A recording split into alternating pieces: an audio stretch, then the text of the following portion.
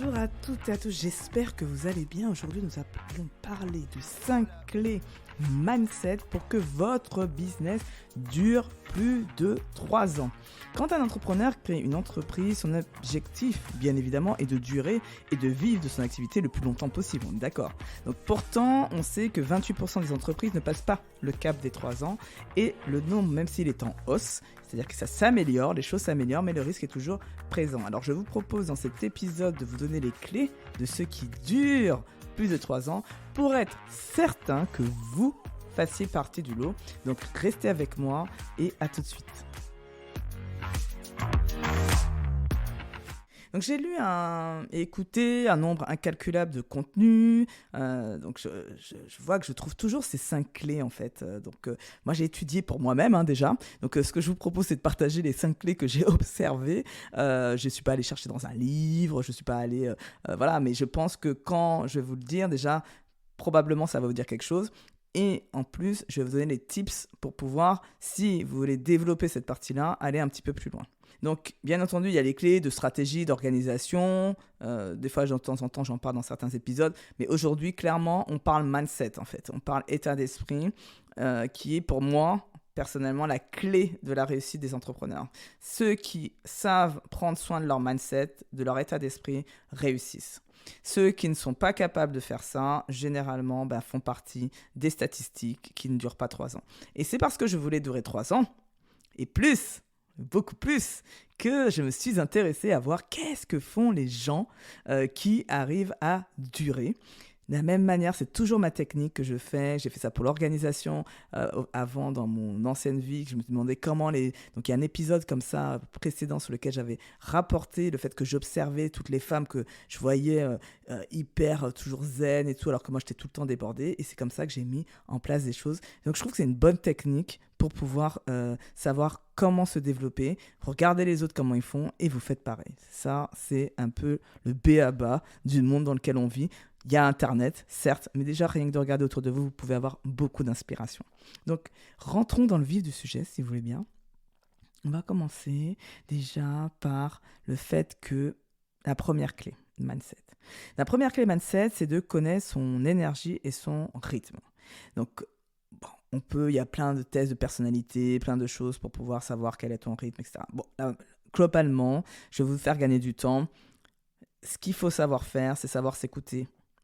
Déjà, c'est-à-dire qu'est-ce que je ressens, où j'en suis, ma fatigue, mon énergie. Est-ce que en ce moment je suis en forme ou est-ce qu'en ce moment je suis fatigué? Comment je me sens? Donc ça nécessite de ne pas être tout le temps dans la machine à laver et de savoir se poser 5 minutes. Restez 5 minutes sur votre canapé et vous scannez en vous disant « Ok, comment je me sens en ce moment? Est-ce que je dors bien? Est-ce que je suis fatigué? Est-ce que je suis surchargé? Est-ce que je suis stressé? Est-ce que je suis agacé ?» Et on est un peu sur les émotions. Donc ça, c'est la première chose. Et puis en fonction de ça, bien évidemment, on met des choses en place pour pouvoir pallier aux problèmes qu'on a identifiés. Parce que l'objectif, bien évidemment, on le sait, mais on a du mal à l'intégrer. On sait que toute cette vie entrepreneuriale, le fait de créer un business, on sait on nous dit, c'est un marathon et ce n'est pas un sprint. Ok, mais qu'est-ce qui fait qu'on a envie quand même d'aller vite? Parce que moi, je fais partie des gens qui aiment faire des sprints alors qu'ils devraient faire un marathon. C'est l'ambition. Quand on a envie que ça marche, qu'on a envie que ça réussisse, on peut avoir tendance à mettre beaucoup d'énergie, à mettre beaucoup d'heures et à faire de sorte à... En fait, on travaille beaucoup. Et vu qu'on ne lâche pas, on a du mal à déconnecter, on a du mal... Voilà, il y a plein de choses qui font que on peut se retrouver avec une grosse baisse d'énergie à cause de ça. Ce qui est intéressant, c'est toujours de développer en parallèle de l'ambition la patience. Moi, c'est ce que j'ai fait. C'est-à-dire que plutôt que d'être dans à la fin du mois, il faut que je gagne tant, ou à la fin des 3 mois, il faut que je gagne tant, mais de voir plus loin. D'imaginer un business qui est pérenne dans 10, 20 ans, et que là, je suis en train de construire les fondations. Tout ce que je suis en train de faire maintenant, c'est simplement pour construire les fondations. Et donc, cette perspective me permet d'accepter, non pas de ralentir, mais d'arriver à un rythme plus soutenable pour mon corps en fonction aussi de ma vie. Puisque moi, j'ai en plus mes enfants, une vie de famille, donc je n'ai pas que mon business. Et les deux sont importants pour moi. Donc comment je fais pour, à ce moment-là, me dire « Ok Fabienne, tu es ambitieuse, Mais comment tu fais pour être un peu plus patiente? Donc, observez vos habitudes, prenez le temps de scanner votre énergie et posez-vous les bonnes questions. Est-ce que je manque de sommeil? De quoi ai-je besoin pour me sentir plus en forme? Apprenez à connaître votre énergie et votre rythme. La deuxième clé, c'est de définir ce qu'on aime faire et avec qui on aime travailler. En fait, si vous avez ces deux choses-là, ça vous aidera clairement à être discipliné. On parle beaucoup de discipline en entrepreneuriat. On dit oui, il faut être discipliné, il faut être discipliné. Mais c'est quand même plus facile. Soit vous dites, OK, je dois faire, il faut que, injonction, il faut que je fasse ça, parce que vous savez que c'est ça qui marche, une énième stratégie, une énième méthode. Soit vous prenez le temps de définir ce que vous aimez faire et avec qui vous voulez travailler, ou vous ne comptez pas vos heures. C'est l'état de flow. Un état de flow, c'est quand vous passez des heures à faire ça, comme quand je fais le podcast et je peux faire ça pendant des heures. Ce n'est pas un problème pour moi. Ça vous permet surtout d'être content de vous réveiller le matin et de se dire, OK, j'y vais, il n'y a pas de souci, je sais ce que je vais faire aujourd'hui, ça va me faire bien, ça va me faire plaisir. Et en plus, je vais rencontrer les gens avec qui j'aime travailler. Donc, pour les deux raisons, le fait que ça aide la discipline et le fait que ce soit bien pour se réveiller le matin, d'être heureux de se réveiller le matin, je vous invite à définir ce que vous aimez faire et avec qui vous aimez travailler. N'hésitez pas à revoir votre rôle si vous voyez que plus de 50% des tâches que vous faites, vous les détestez. Déléguer, éliminer, osez faire ça pour avoir quelque chose qui soit supportable et qui vous permette de garder en énergie. La troisième clé, c'est d'adopter la philosophie très rapidement du test and learn. En fait, tout le monde parle test and learn. Ok, que c'est bien, c'est une bonne philosophie, c'est comme ça que les entrepreneurs réussissent, etc. Mais qu'est-ce que ça signifie en vrai? Derrière, là, si on regarde dans le mindset, ça veut dire qu'il faut lâcher des drivers de motivation. Les drivers de motivation, ils sont au nombre de 5. Je vais vous les donner, mais je ne vais pas parler des 5 aujourd'hui. Je veux juste que vous sachiez qu'il y a des drivers de motivation qui font que vous faites ce que vous faites. Donc, par exemple, il y a le soi parfait. Donc, j'essaie toujours dans toutes mes actions d'être dans la perfection. Dépêche-toi, on est toujours un peu ce que je disais tout à l'heure. Moi, j'étais un peu dans ça pas mal de temps sur je veux aller, que ça aille vite, que ça marche fort. Donc, dépêche-toi, on est tout le temps en train de se dire vite, il faut que j'ai des résultats. Il y a le soi fort. C'est là, on ne montre jamais sa vulnérabilité, même pas mal. Je souffre, je ne demande pas de l'aide et je reste dans mon schéma. Il y a fait plaisir, donc je fais toutes les actions que je fais, c'est pour faire plaisir à l'autre et même quitte à m'oublier moi-même. Et fais des efforts, ça parle de soi. On est toujours dans l'effort. Et le travail doit être dur, sinon ce n'est pas du travail. Donc ça, c'est les 5 drivers. Moi, ce que je vous dis, c'est que quand on adopte réellement, profondément la philosophie du test and learn, c'est qu'on accepte de se dire, par exemple, que ce ne sont pas les meilleurs qui réussissent, mais bien les plus persévérants. Moi, j'ai vu des gens qui sont brillantissimes, mais qui, dès qu'il y a un obstacle, dès qu'il y a une difficulté, ils ne sont pas persévérants. Et donc, je les encourage à travailler leur résilience qui leur permet justement de persévérer. Il y a une deuxième chose aussi, ce ne sont pas ceux qui vont le plus vite, qui durent le plus, mais bien ceux qui s'assurent d'avoir construit des bases solides dans leur business. Donc des fois, il est préférable d'aller un peu plus lentement, juste pour être sûr que j'ai des bases solides. Et la troisième chose qui dit qu'on adopte réellement la philosophie du test and learn, c'est que généralement, ceux qui ont un business pérenne se sont détachés du fait plaisir. Ils ne font pas les choses pour faire plaisir à l'autre. Ils ne font pas les choses pour faire plaisir à leur entourage. Même des fois, ils arrivent à même faire autre chose par rapport à leurs clients, mais vraiment parce qu'ils sont alignés et qu'ils se sont détachés du fait plaisir. Ils sont là pour satisfaire leurs clients, mais pas dans le fait plaisir. Et là, c'est toute la nuance. Ça, c'est la troisième. Donc, on a fait la première qui est de connaître son énergie et son rythme. La deuxième qui est adopter la philosophie test and learn. Donc, je teste, j'apprends.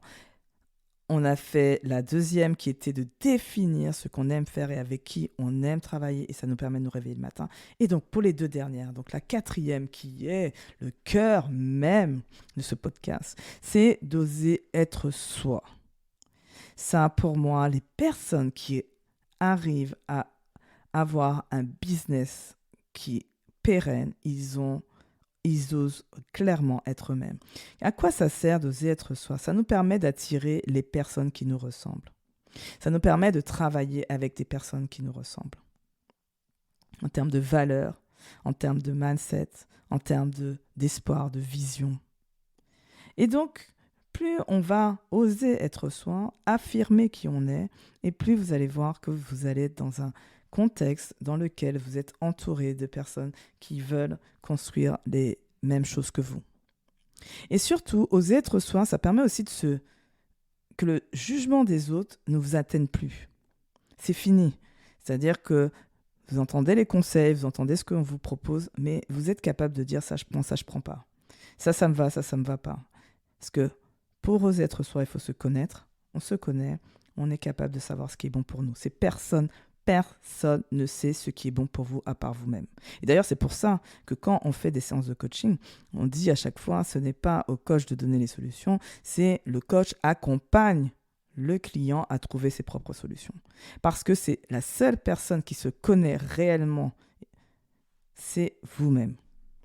Personne ne passe autant de temps avec vous que vous-même. Donc, personne ne vous connaît autant que vous-même. Donc, c'est pour ça que c'est important de se connaître et d'oser être soi pour attirer les personnes qui se ressemblent et d'être dans une forme d'optimisme, de mouvement, d'énergie positive qui vous permettent de durer dans le temps. Parce que ça peut être parfois les hauts et les bas, l'entrepreneuriat, c'est tous les jours. Pour finir, la 5e clé mindset, qui pour moi, les 4, elles sont importantes. Première, mais la 5e, elle est quand même cruciale. Et chaque jour, je prends soin de faire attention à cette clé-là. C'est d'être bien entouré.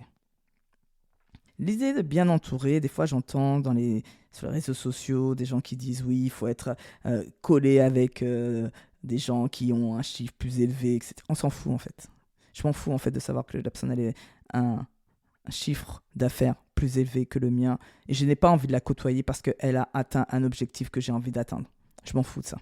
Ce qui est important, c'est de s'assurer que les gens avec qui vous êtes vous donnent de l'énergie pour votre mindset. Donc, c'est s'assurer d'être avec des personnes déjà optimistes, de s'assurer d'être avec des entrepreneurs qui comprennent vos problématiques. Moi, j'ai déjà eu des clients qui se sont isolés par la force des choses, parce qu'ils ont eu des mauvaises expériences pour multiples raisons, et qui se sont isolés. Il n'y a rien de pire pour garder la confiance, pour garder l'envie, pour garder la niaque, que d'être isolé. Donc, la première chose à faire, et qui est pour moi essentielle, et c'est ce que j'ai fait en premier, c'est d'être bien entouré. Je me suis entouré de mentors au départ, de coachs. Ensuite, aujourd'hui, j'ai des sparring partners parce que je trouve que c'est aussi une autre forme intéressante que je propose aussi, le sparring partner. En tout cas, je suis entourée, quoi qu'il arrive. Toutes ces personnes-là, ce qu'elles ont en commun, c'est que, elles sont optimistes et qu'elles croient en moi. Ce ne sont pas des personnes qui vont me dire « c'est pas bien ce que tu fais, j'y crois pas ». Non, c'est là, vous les dégagez. Ils ne vous apportent rien, ce n'est pas eux qui vont vous aider à avancer. Donc, restez avec des personnes qui croient en vous. Elles n'ont pas forcément besoin d'être un lien dans le business. Elles n'ont pas forcément, des fois, ce peut être vos parents qui sont vos meilleurs fans, qui sont là toujours pour vous encourager, qui vous préparent des bons petits plats, si nécessaire, justement, pour s'assurer que vous ayez toujours la bonne énergie au quotidien. Alors, petit récap pour terminer rapidement. Donc, les 5 clés, ce sont, je récapitule rapidement, connaître son énergie et son rythme, définir ce qu'on aime faire et avec qui on aime travailler. La 3e clé, c'est d'adopter la philosophie test and learn. La 4e, c'est oser être soi. Et la 5e, c'est d'être bien entouré. J'espère que cet épisode vous aura plu. En tout cas, si vous voulez être entouré avec un sparring partner comme moi de choc, n'hésitez pas dans le résumé de l'épisode à trouver toutes les coordonnées pour pouvoir pour qu'on puisse discuter autour d'un café et puis qu'on puisse éventuellement travailler ensemble. Je vous souhaite une très bonne fin de journée, prenez soin de vous et à la semaine prochaine.